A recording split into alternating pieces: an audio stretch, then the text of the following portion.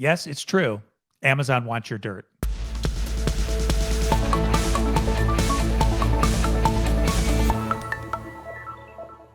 The big news today, Amazon wants your dirt. Yes, you may have heard the news that Amazon is going to acquire iRobot. They're the makers of the Roomba vacuum, and they're going to pay $1.7 billion for the Roomba vacuums that automatically go around your house.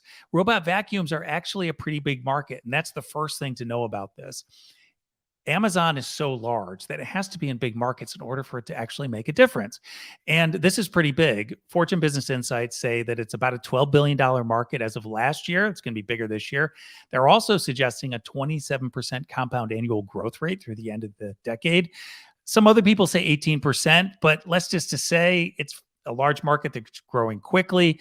And that means it might be as large as 50 billion by the end of the decade. So large market growing quickly. So then the logical question is, okay, I want to be in the robot vacuum space. Why? Well, is Amazon, as you may have noticed, has been acquiring a lot of things in the smart home category, which we'll get into. But then the question is why iRobot in particular? So we've got iRobot, and you've probably all heard about this. I think the Roomba vacuum is the one that is probably the most well known out there. And the reason is pretty straightforward. They have the most market share. So if you look at the iRobot market share from 2020, it is over 40% of the total market. That's that blue bar on the graphic that we're showing right now. But there's something else to think about. So we want the largest player, but if we look at their actual market share over the last 6 or 7 years, you can see that it has declined. They used to be back in 2014 over 60% of the market, and they were able to hold that 60% or close to 60% up through 2017. That has eroded significantly starting in 2018 through 2020, and it looks like it's eroded further based on some of the data that we have. So this is really an important consideration. Amazon is looking at a company that's really big. It has dominant market share, but its market share has been eroding over the last several years. Now, that's not the only thing that I think is really worthwhile understanding. So, really important also is the data that just came out over the last week, and that is the second quarter and the first half of 2022 financial reports for iRobot. And what you'll see in the first half is that total revenue declined 18% second quarter, and that's 18% compared to 2021. The second quarter, 30% decline, Q2 2022 versus Q2 2021. That is not good news. All right, so we're seeing a declining market share, but it's in a growing market. So very often you have a declining market share, but your revenue still grows even if you lose market share because the whole market's growing and you're the leader. And usually the leaders get an outsized benefit in terms of growth. It doesn't look like that's necessarily the case right now. Now, the question is, why is this happening?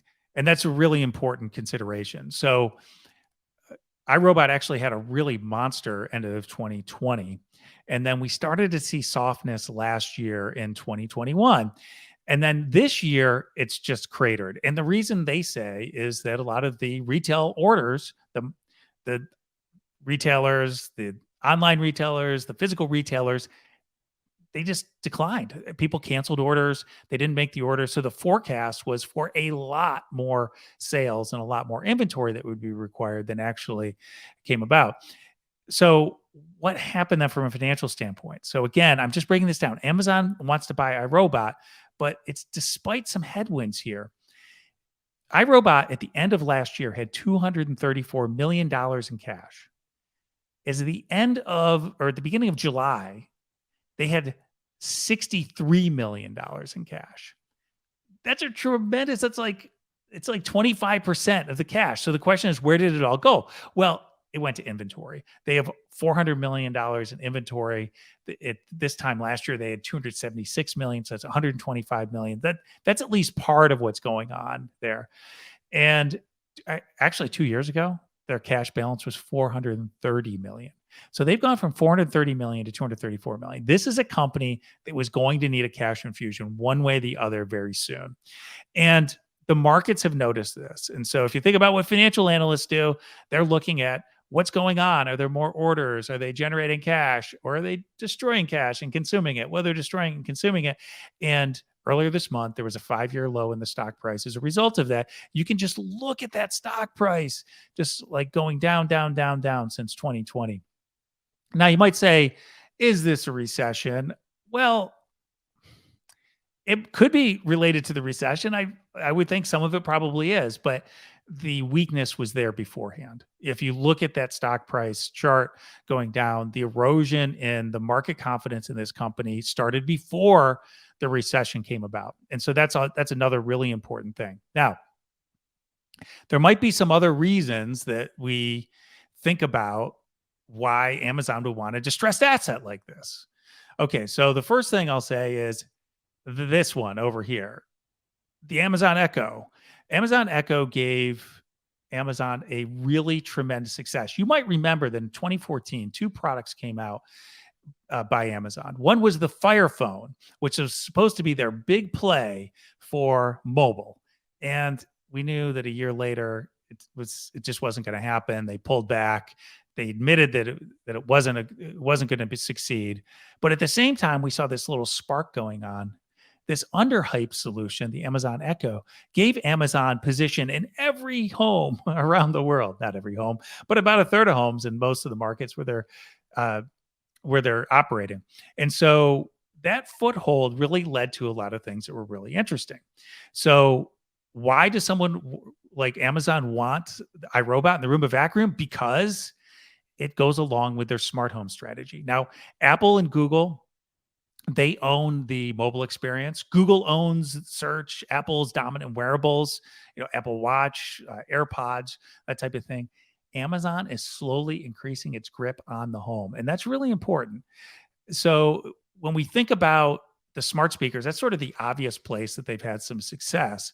But another monster business for them, Fire TV. So they've got TVs that other players manufacture them, but they have Fire TV. Actually, Amazon brands and sells some of them. Some of them just have the Fire OS. They have the Fire Stick, the Fire Cube. The TV is another anchor point for Amazon in the home. So they've got the smart speakers and they've got the TV. And that's been very important for them to expand. But you might also remember this other little thing that they did, Ring. So when they bought Ring back in 2018, they spent $1 billion for it. So this again was another smart home play. It was this expansion of a tool that actually worked really well with Alexa. People were starting to use it to look at with the smart displays in particular. They're starting to view what was going on in their Ring camera, but it also created all these bundling opportunities. And you can actually see what happened from the Ring performance standpoint. You can look at that blue arrow. That's February 2018. They had a really big 2017 in the fourth quarter. They sold a lot of Ring, and the company was doing well. But what you can see here is once the Amazon acquisition got through, it just exploded. So you've got this up and to the right. The every month was bigger than the previous month of the previous year, and the spikes were much higher. They're 2 or 3 times higher than the previous spikes that they'd seen in terms of the seasonality of the business. And so what's going on here? So first of all, Amazon's an amazing merchandiser. They have a great channel through Amazon.com to push this. There's Ring is being sold in other places too, some retailers as well. But if you look at it, we also had the synergy with smart home. So they started doing all this bundling, which was very interesting. Very early on, sometimes people would buy the Amazon Echo because they had some smart home device and they wanted to be able to use voice control. And they thought, well, that would be fun. They were early adopters of one. They became early adopters of the other. Then smart speakers became so popular because of music and other types of basic utilities and just the hype around it that it started to be a draw for smart home. So what they would do is, you're going to buy an Amazon Echo. Well, let me add more value to it. Why don't we bundle in some smart lights or Ring security cameras or something else so you can use it together so that you get more value as a user out of both of them.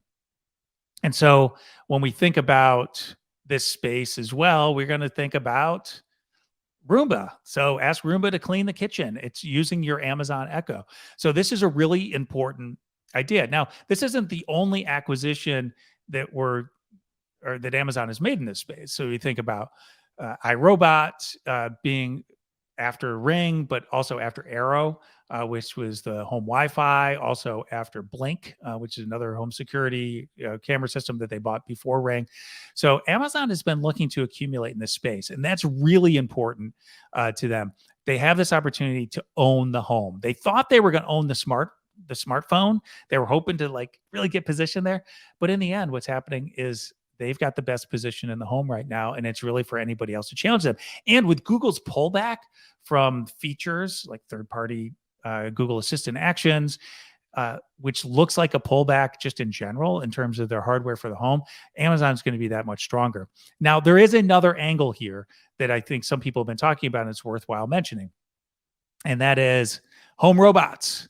So this is the Astro robot, and that was announced last year. Eric Schwartz, my colleague, just did a report on this, talking to Sarah Andrew Wilson, who's an early adopter, and talking about what this could be. And one of the recommendations somebody made was that you should just combine this with a home vacuum cleaner, and so that your robot would actually have that much more functionality.